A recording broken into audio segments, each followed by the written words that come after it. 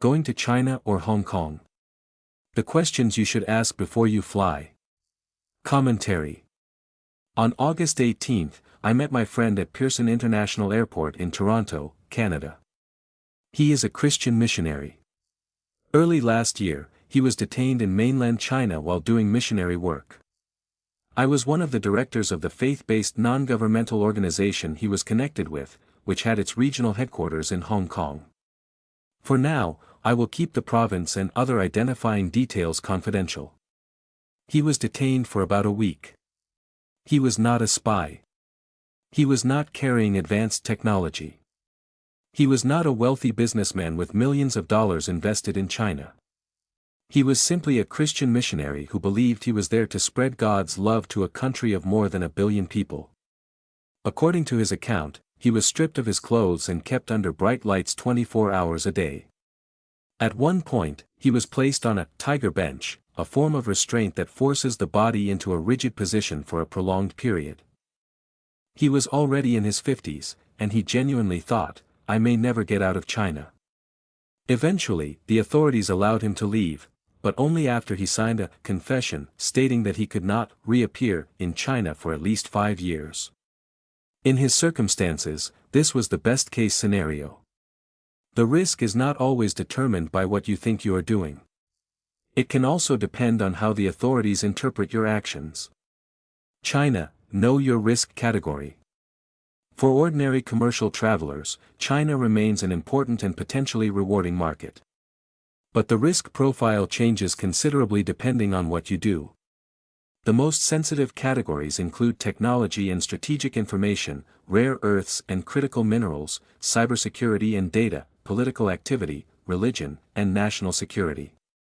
For someone working with semiconductors, artificial intelligence, telecommunications, advanced manufacturing, rare earths, or other strategic industries, the question is not only what you are doing in China, but also, what information am I carrying? What information can I access? Who are my business partners? A second concern is the possibility of an exit ban. Canada warns travelers that Chinese authorities can impose exit bans, including in connection with legal and commercial disputes. The United States similarly warns about China's use of exit bans. The traditional assumption, "I can enter China, therefore I can leave whenever I want," is not necessarily guaranteed. China's new exit and entry rules. There is another important development that anyone considering travel to mainland China should know about. China's State Council has issued the regulations on exit and entry administration, which are scheduled to take effect on September 15. The new framework strengthens and consolidates China's rules on entry and exit, including circumstances involving technology and national security concerns. Reuters has reported that the regulations provide for preventing certain Chinese citizens from leaving China, where authorities consider them a potential threat to national technology security. This does not mean that every foreign business traveler will suddenly face an exit ban on September 15. But it demonstrates a broader trend. China increasingly views cross-border movement, technology, information, and national security as interconnected issues. For anyone in a sensitive industry, the question should therefore not only be, "Can I get into China?" It should also be, "Under what circumstances could I have difficulty getting out?" Hong Kong, the risk is less obvious. Hong Kong is more complicated. The city still looks and feels like an international financial center. There are global banks, multinational corporations, professional firms, and sophisticated financial markets. That normal appearance can create a false sense of security. Canada currently advises travelers to Hong Kong to exercise a high degree of caution because of the risk of arbitrary enforcement of local laws. The United States also advises travelers to exercise increased caution. For certain people, the concern is, therefore, not necessarily that they will be arrested. It is that the boundaries of acceptable conduct have become much harder to judge. Political history, dual citizenship, and Hong Kong residency. For someone who has publicly supported Hong Kong democracy, the calculation is very different. Perhaps you participated in the 2019 pro-democracy movement. Perhaps you donated to a political organization, attended demonstrations, wrote articles, raised funds, supported activists, or publicly criticized Beijing. More than 2 million people took part in demonstrations during the height of the 2019 movement, in a city with a population of roughly 7.5 million. Many participants may have believed they were simply exercising their political rights. But the legal environment changed dramatically after the Beijing-imposed national security law came into effect in 2020. The important point is not that the law automatically criminalizes everything somebody did in 2019. The national security law is not simply retroactive. The concern is that subsequent conduct may still be relevant, and the law contains provisions that give it extraterritorial reach. This becomes particularly important for someone who is a Canadian, American, or British citizen but retains Hong Kong permanent residency or other connections to Hong Kong. Entering Hong Kong with a Hong Kong ID card.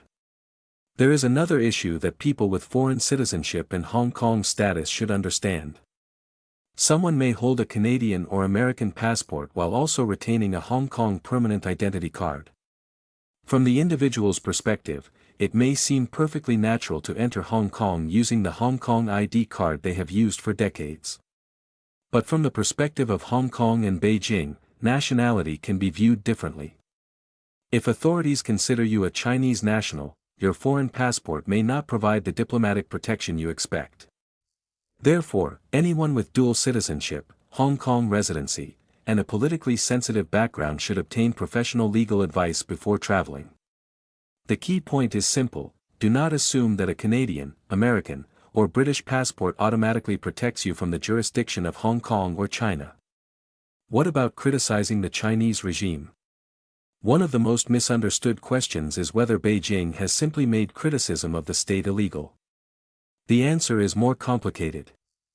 There is no blanket rule saying that every person who criticizes the Chinese regime has automatically committed a crime. However, China has an extensive national security framework, and authorities have prosecuted critics, activists, and others for conduct they characterize as subversion, espionage, foreign interference, or other national security offenses. The concern becomes particularly significant in Hong Kong, where the national security law contains provisions with extraterritorial reach. So the issue is not, you criticized Beijing. Therefore, you are automatically a criminal. The more realistic concern is that political expression, advocacy, fundraising, or associations could potentially become part of a broader national security case. A new law with extraterritorial reach. There is another very recent development that travelers should be aware of. China's law on promoting ethnic unity and progress came into force on July 1. Article 63 is particularly noteworthy. It specifies that overseas organizations and individuals who engage in acts targeting China that undermine ethnic unity and progress or create ethnic division may be held legally responsible. This has attracted concern because of its extraterritorial implications. China is increasingly asserting that certain conduct outside its territory can have consequences under Chinese law. For people involved in issues concerning Tibet, Xinjiang, ethnic minorities, separatism, national unity, or other politically sensitive matters, this development is worth taking seriously. The question for a traveler is therefore, could something I do outside China become relevant if I later enter China or Hong Kong? That is a question worth asking before getting on the plane. Hong Kong and China, is there too much at stake? This brings me to my conclusion. For someone who has been politically active in Hong Kong, publicly supported democracy, participated in the 2019 pro-democracy movement, written critically about Beijing, supported activists, or has reason to believe that local authorities or business counterparts could put significant pressure on them, I would ask: is the business opportunity really worth the personal risk? This is particularly important for a small and medium-sized business owner. If your business relationship deteriorates, could a commercial dispute become something more serious? Could regulatory pressure be brought against your company? Could a local Chinese partner have more leverage than you? Could you potentially face restrictions on your ability to leave? The bottom line: China and Hong Kong remain enormously important markets, but the risk is not the same for everyone. For a business traveler with a clean political profile, ordinary commercial interests, and limited exposure to sensitive industries or political issues, the calculation may be very different. But if you have political history, sensitive technology, significant assets, controversial associations, Hong Kong residency combined with foreign citizenship, or concerns about local business or regulatory pressure, I would think very carefully before getting on the plane. For some people, the opportunity will still be worth it. For others, particularly those with a politically sensitive history, the wisest business decision may simply be, don't go.